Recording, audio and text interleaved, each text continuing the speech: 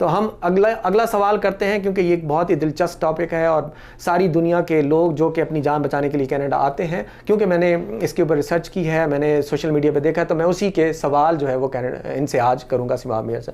अच्छा सिमाब, ये बताएं कि एक बंदा जो अब लैंड बॉर्डर से आ गया या वो बाय फ्लाइट आ गया, यहाँ पे विजिटर वीज़े पे आ गया, उसके लिए क्या स्टेप्स हैं जिसको वो फॉलो करके तो फिर वो आपके पास आएगा और आप आगे केस को फॉरवर्ड करेंगी?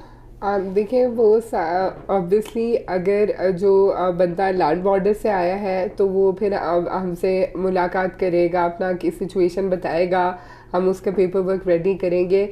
पहले तो आपको जाना पड़ता था उनके ऑफिस में, वहाँ जाके आप क्लेम करते थे, लेकिन अब पोस्ट कोविड इन्होंने ऑनलाइन सिस्टम कर दिया है, तो फिर हम सारे क्लेम्स भी ऑनलाइन डालते हैं और सुनवाई जो हेयरिंग होती है वो भी ऑनलाइन होती है। अच्छा, यहाँ पे मैं इंटरप्ट करूँगा, सॉरी, मुझे ये बताएं कि अगर कोई बंदा कनाडा आने से पहले आपको हायर करना चाहता है, आपको एज वकील करना चाहता है, यानी अगर वो अमेरिका में मौजूद है या पाकिस्तान में मौजूद है, उसके पास विजिटर वीज़ा है और वो चाहता है कि जी मैं अपनी जान बचाने के लिए आपको एज एक आपका कौंसल जो है हायर करता हूँ, तो कर सकता है क्या?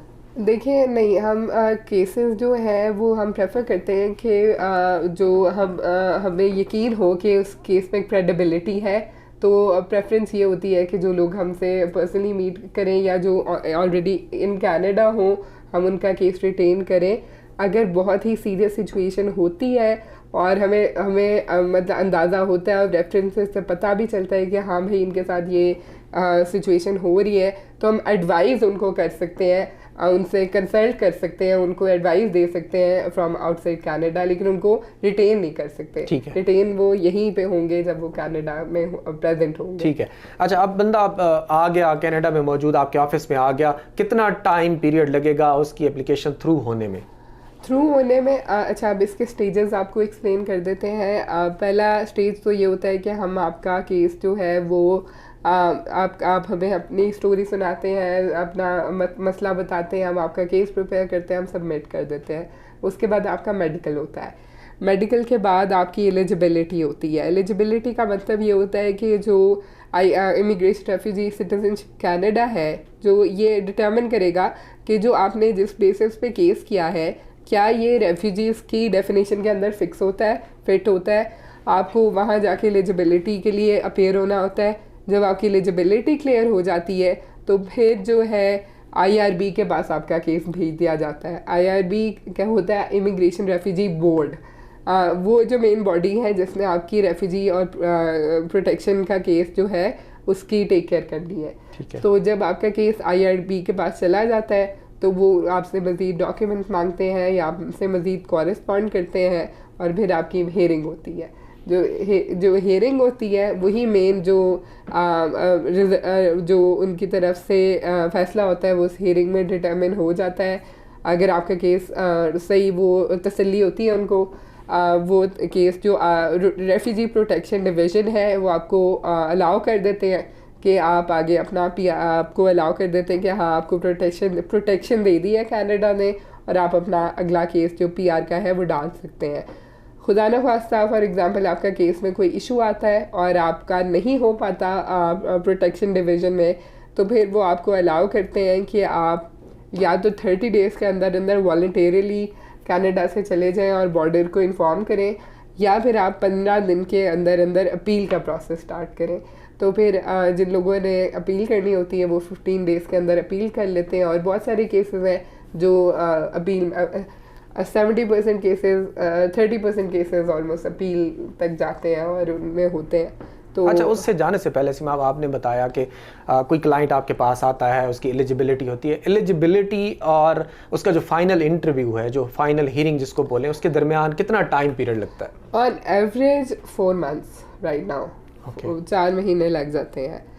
इससे कम और ज़्यादा, कुछ ज़्यादा भी हो सकता है, लेकिन एवरेज टाइम 4 months का है। अच्छा, तो इस सारे केस के दौरान जो आप एज ए कौंसल, आपकी क्या हेल्प, क्या आप किसी क्लाइंट को हेल्प कर सकते हैं, या क्लाइंट का जो केस एज इट इज़, जैसे मैं आपके पास आया और मेरा कोई केस है, आप उसमें मेरी क्या हेल्प करेंगी?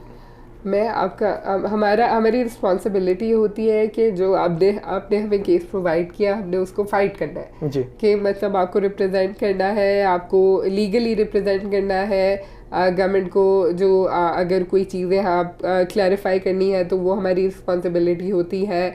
फिर आपके केस रेफरेंसेस देना आगे, आप किसी के केस से रेलिवेंट जितने केसेस हैं उसकी केस स्टडी बना के और उसको आपकी केस से सबमिशन करना, ओरल सबमिशन करना, रिटन सबमिशन करना, ये सब हमारी रिस्पॉन्सिबिलिटी होती है। ठीक है।